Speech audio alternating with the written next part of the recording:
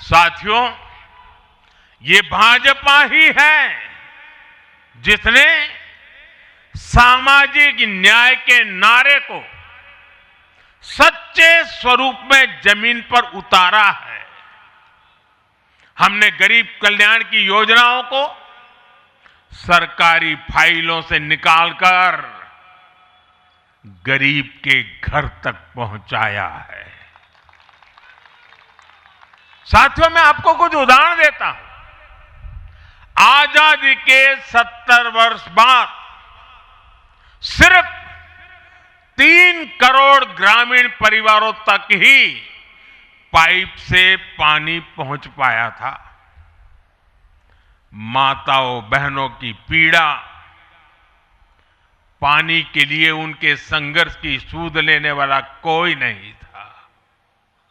और मुझे याद है, मैं जब गुजरात में राजनीतिक क्षेत्र में नहीं आया था, सामाजिक जीवन में काम करता था, तो हमारे यहाँ एक धंधुका करके स्थान है, वहाँ मैं जाता था तो वो मुझे वहाँ के लोग कहते थे कि आप यहाँ रात को मत रुकिए और जब भी आपका दौरा हो तो सुबह 10 बजे के बाद आइए। नॉर्मली मेरा नेचर रहता था कि हर नए स्थान पर जात के रात को रुकूं, कार्यकर्ताओं से मिलूं, लेकिन धंधुका वाले मना करते थे। क्यों? वो कहते पानी नहीं है, सुबह हम आपको स्नान करने के लिए पानी नहीं दे पाएंगे। वहां तो कहावत चलती थी कि बेटी को बंदूकें दो लेकिन धंधुके मत दो, यानी उसको बंदूक लगा मार दो लेकिन धंधुके में शादी मत करो। पानी नहीं था। ये दर्द मैंने देखा है।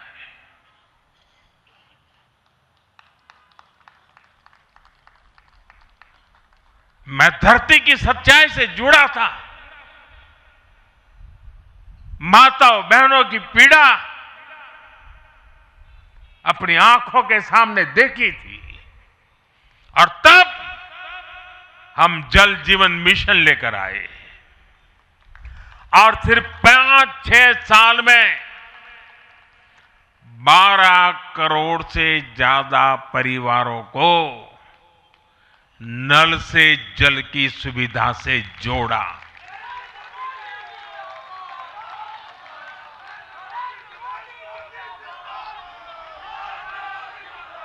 साथियों, ये हमारी सरकार है जिसने धुएं से बीमार होती बहनों की पीड़ा समझी, वरना पहले तो एलपीजी गैस को भी अमीरों का ही सौभाग्य मान लिया गया था।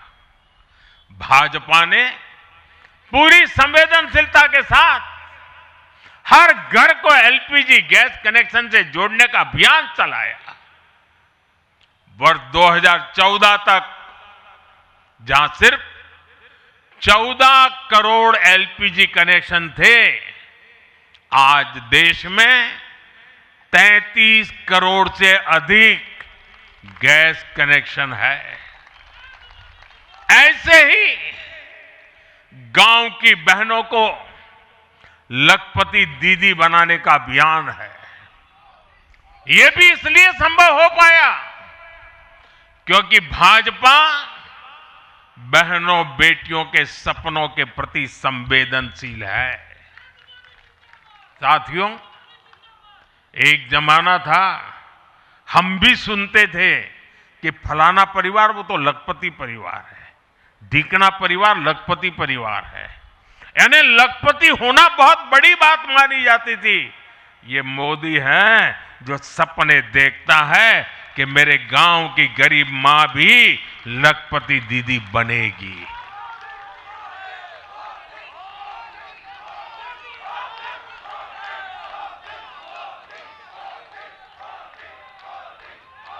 साथियों, दशकों तक आदिवासी समाज को सिर्फ वोट बैंक से जोड़कर देखा गया, लेकिन संवेदनशील भाजपा ने भाजपा के हमारे संस्कारों ने समाज के प्रति समान भाव की हमारी परंपरा के कारण भाजपा ने आदिवासियों में भी सबसे पिछड़ी जनजातियों की पीड़ा को समझा, उनके विकास के लिए पीएम जनमन योजना बनाई और पीएम जनमन योजना के लाभार्थी इतने बिखरे हुए हैं और एक दो दूर दूर जंगलों में पड़े हैं। उनसे एक म्युनिसिपैलिटी की सीट भी जीती नहीं जा सकती है। वोट के हिसाब से कोई उनकी तरफ देखेगा नहीं, लेकिन जब वोट से ऊपर उठ करके संवेदनाएं होती हैं, समाज का कल्याण हमारे संस्कार होते हैं, तो पीएम जनमन योजना जन्म लेती है। आदिवासियों में भी अति पिछड़ा संख्या में भले ही कम है, लेकिन उनके प्रति हमारी संवेदना में कोई कमी नहीं है। साथियों, हमारा नॉर्थ ईस्ट, वहां वोटर उतने नहीं है, सीट भी उतनी नहीं है, इसलिए कांग्रेस की सरकारों में उन्हें बरसों तक उपेक्षित रखा गया। लेकिन संवेदनशील भाजपा ने नॉर्थ ईस्ट को दिल से भी जोड़ा और दिल्ली से भी जोड़ा। एक और उदाहरण आकांक्षी जिलों का है। हमारे देश में 100 से अधिक जिले ऐसे थे जिनको कांग्रेस सरकारें पिछड़ा घोषित करके भूल गई थी। इन जिलों को पनिशमेंट पोस्टिंग के लिए इस्तेमाल किया जाता था, यानी जिन अधिकारियों को सजा देनी होती थी तो उन्हें वहां भेजा जाता था।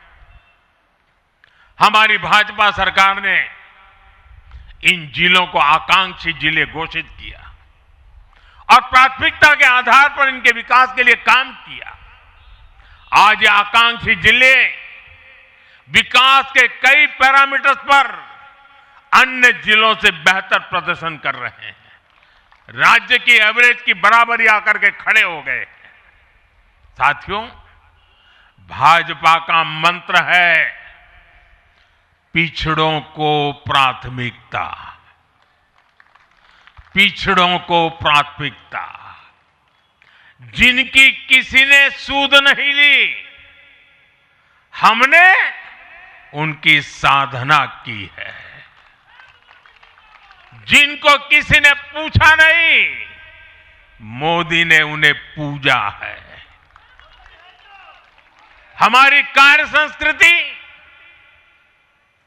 सर्वसमावेशी है, सर्वांगीण है, सर्वस्पर्शी है, सर्वहितकारी है, सर्व कल्याणकारी है और ये कार्य संस्कृति गरीब को समान अवसर देने वाली है, गरीब को सशक्त करने वाली है।